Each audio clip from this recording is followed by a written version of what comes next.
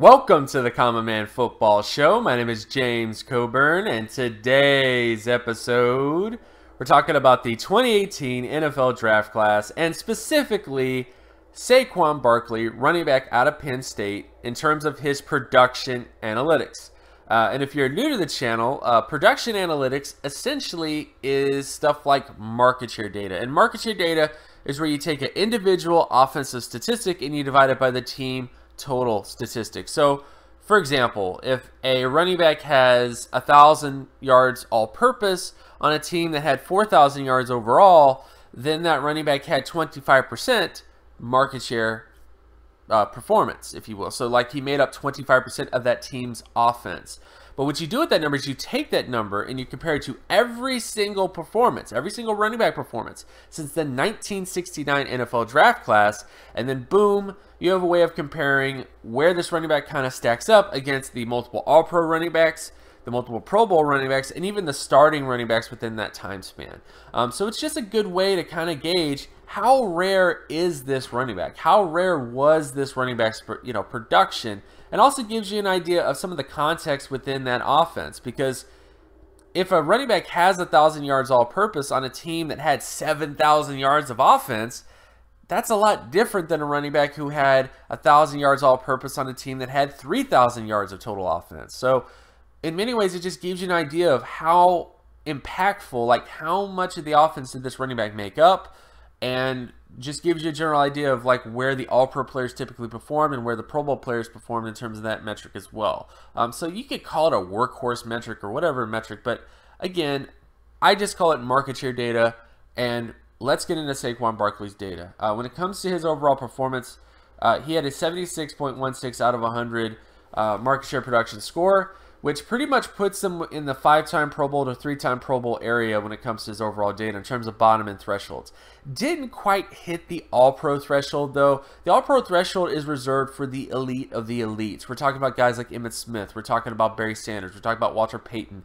We're talking about those types of running backs, those generational backs that are just really, really rare. Adrian Peterson, for example. Le'Veon Bell, too.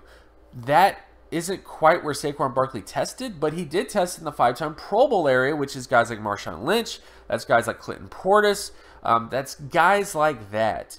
So, again, Barkley doesn't quite hit the All-Pro threshold, let alone the Ezekiel Elliott area, because Ezekiel Elliott hit the All-Pro threshold. But Barkley definitely is in the 5-time Pro Bowl to 3-time Pro Bowl sort of area as well. And when you look at the averages at the position, as you can see, the average All-Pro score was 90.98. So Barkley is really way off from that All-Pro area. But he's within range of the average Pro Bowl area. In fact, a little bit above it. And he's also within that starter range. So when you look at Saquon Barkley's overall profile, what you're essentially looking at is you're looking at a running back that has Pro Bowl potential. You know, a guy that could become a 5-time Pro Bowler. But the special elite sort of stuff is a little bit off with him. You know, he doesn't quite have that rare, like rarest of the rare type qualities in terms of his production analytics. And it doesn't mean that he can't potentially become, one of the rare guys. It's just the vast majority of the All-Pro players, about 95% of all the multiple All-Pro players since the 1969 NFL Draft Class, typically performed in the 90-plus area in terms of 89 plus in terms of their production score. So that's just to keep you in mind that that's the only sort of knock on Barkley, is that his production was very, very good, but just not in that generational running back talent area. Just in a little bit of below that area is how he performed in terms of his data. And again, a legitimate debate should be had between Derrius Guice and Saquon Barkley. Guice, as I've done a video already, which you can check that video, as well on my channel. Very similar in terms of their production analytics. Barkley definitely is a little bit more productive, but the difference is very, very slight. So there should be a legit debate between both these two prospects, and I'm very excited to see what that debate ultimately ends up being and how the NFL decides on this debate as well. And of course, my name is James Coburn. You can find my other work at draftcoburn.wordpress.com. You can also follow me on Twitter at Gymmetrics.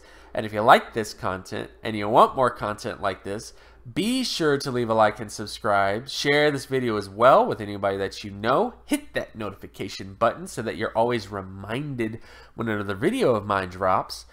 And I'll talk to you guys in the next video. Peace.